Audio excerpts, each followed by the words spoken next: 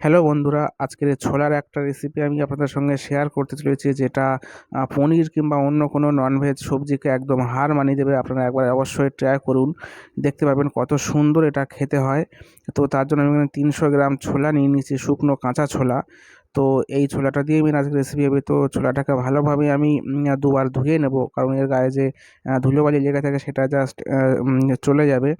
তো আমি ছোলাটাকে না ভালোভাবে ধুয়ে নিয়েছি, আর এটাকে আমি ভিজিয়ে রাখবো 7 থেকে 8 ঘন্টা, যাতে ছোলাটা পুরো টুপে যায়। মানে ভিজে যেতে দেখুন আমি ছোলাটা পুরো এখানে ভিজে গেছে, মানে টুপে গেছে, ফুলে গেছে। তো একটা মিক্সিং জারে আমি ছোলাগুলোকে জাস্ট পেস্ট করার জন্য নেব। তো ছোলাগুলোকে আমি দিয়ে দিচ্ছি, একটু জল আমি পরিমাণ মতন দিয়ে দিচ্ছি, এবং পরিমাণ মতন লবণ আমি হাফ চামচ দিয়ে দিচ্ছি, হাফ চামচ হলুদ গুঁড়ো, এবং কিছু সবুজ ধনিয়া পাতা কুচি, আর 8-10 পিস রসুনের কোয়া, 3 পিস কাঁচা লঙ্কা চিড়ে আমি দিয়ে দিয়েছি, এবং একটু আদা, দেখতে পাচ্ছেন। তো এটাকে আমি ভালোভাবে একদম মিহিভাবে পেস্ট করে নেব, একদম মিহি পেস্ট করতে হবে। তো দেখুন পেস্টটা আমার এখানে হয়ে গেছে, একদম পুরো সঠিক পরিমাণে পেস্টটা হয়ে গেছে।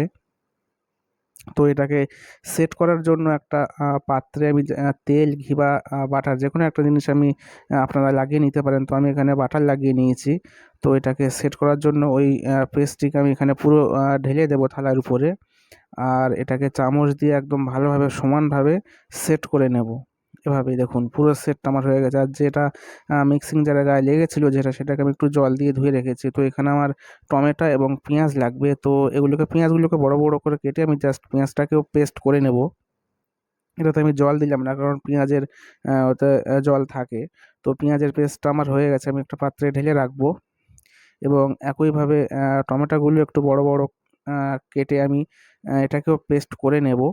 এভাবে দেখুন টমেটো মিহি পেস্ট হয়ে গেছে। আর একটু কাশ্মীরি লঙ্কার গুঁড়ো আমি দিয়ে দিচ্ছি 2 পিস, মানে কালারটা আরও বেশি ভালো হবে সেজন্যই। তো দেখুন কালারটা আরও বেশি খুলে গেছে টমেটোর সঙ্গে কাশ্মীরি লঙ্কাটা। তো এবারে কড়াইতে আমি আসি মশলার জন্য, গ্রেভির জন্য। তো 2-3 চামচ আমি এখানে সরিষার তেল, সাদা তেল দিয়ে দিয়েছি। 1 পিস তেজপাতা, একটা বড় এলাচ, একটা ছোট এলাচ, আর একটা লং আমি দিয়ে দিয়েছি। আর এখন এটা মানে হচ্ছে একটু হিং দিয়ে দিয়েছি, আর একটু জোয়ান আমি 1 চামচ দিয়ে দিয়েছি, কারণ জোয়ানটা গালে পড়লে খুব ভালো খেতে লাগে। তো দেখুন আমি দিয়ে দিয়েছি। আর যে পেঁয়াজটাকে পেস্ট আমি করে রেখেছিলাম সেটাকেও দিয়ে দিলাম এই তেলের উপরে।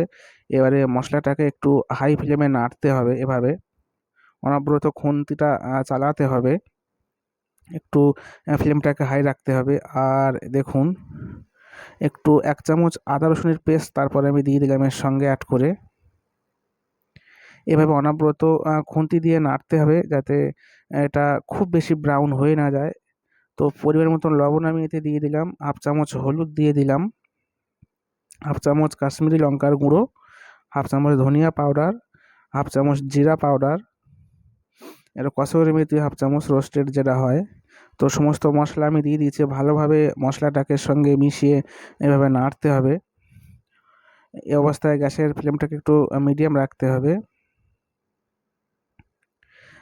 আর যেটা মানে বেঁচে গিয়েছিল ছোলার যেটা পেস্টটা, সেটাকে আমি এর সঙ্গে অ্যাড করে দিয়েছিলি।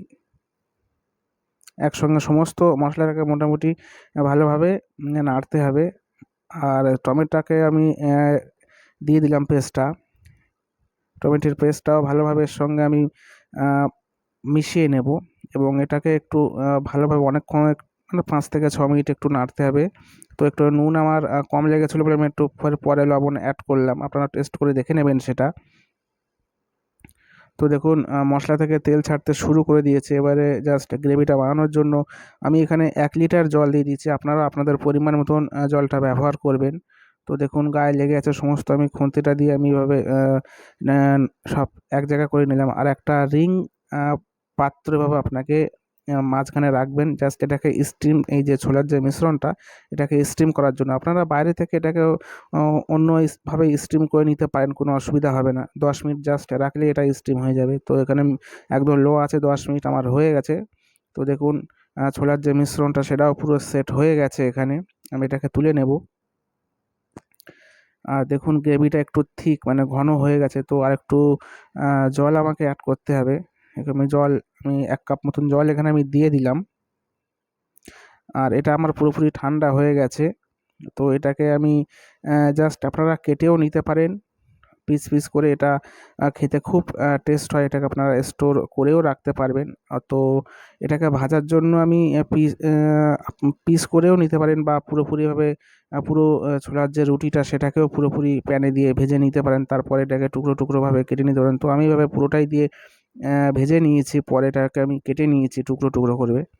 তো আপনারা এটাকে টুকরো করেও ভাজতে পারেন, কোনো অসুবিধা হয় যেমন করে মানে আপনার ওই ধোসা ভাজে তখন আমি এটাকে ভেজে নিচ্ছি। তো দেখুন দু পিঠ আমার ভাজা হয়ে গেছে, লাল লাল হয়ে গেছে। তো আমি এটাকে জাস্ট এবারে নামিয়ে নেব এবং একটা পাত্রে ঠান্ডা করে এটাকে আমি পিস পিস করে নেব ছুরি দিয়ে। আমার অনুযায়ী আমি পিস করেছি। আপনারা ছোট বড় যেমন শেপে করতে পারেন সেটাকে আপনারা কেটে নেবেন এভাবে। দেখুন, তো এটা খুব একটা নতুন স্বাদের রেসিপি। আপনারা অবশ্যই একবার ট্রাই করতে পারেন বাড়িতে। খুব ভালো লাগবে আশা করা যায়। যেহেতু ছোলার ব্যাপারটা আছে, তো গ্রেভিতে আমি সমস্ত টুকরোগুলো এভাবে আমি ঢেলে দিয়েছি। তো এই অবস্থায় আমার যেহেতু আঁচটা লোতে ছিল, তো আমি এই অবস্থায় এবারে ঝোলটাকে ভালোভাবে ফোটার জন্য, গরম করার জন্য আমি আঁচটাকে পুরো হাই দেবো। 4 থেকে 5 মিনিট আমি এখানে পুরো দেখুন পুরো ফুটে গেছে ঝোলটা। এভাবে হালকাভাবে ভালোভাবে নেড়ে চেড়ে নিতে হবে। দেখুন, তো আমার এটা পুরো হয়ে গেছে। আমি একটু এলাচের গুঁড়ো বা গরম মশলার গুঁড়ো আর একটু ধনিয়া পাতা ছড়িয়ে দিয়েছি। তো ভিডিওটি ভালো লাগলে অবশ্যই একটা লাইক করবেন, আর অন্যদেরকে অবশ্যই শেয়ার করতে ভুলবেন না, এবং আমার চ্যানেলে নতুন হলে একবার চ্যানেলটিকে সাবস্ক্রাইব করে যাবেন। আর ভিডিওর সঙ্গে থাকার জন্য অসংখ্য ধন্যবাদ। আবার দেখা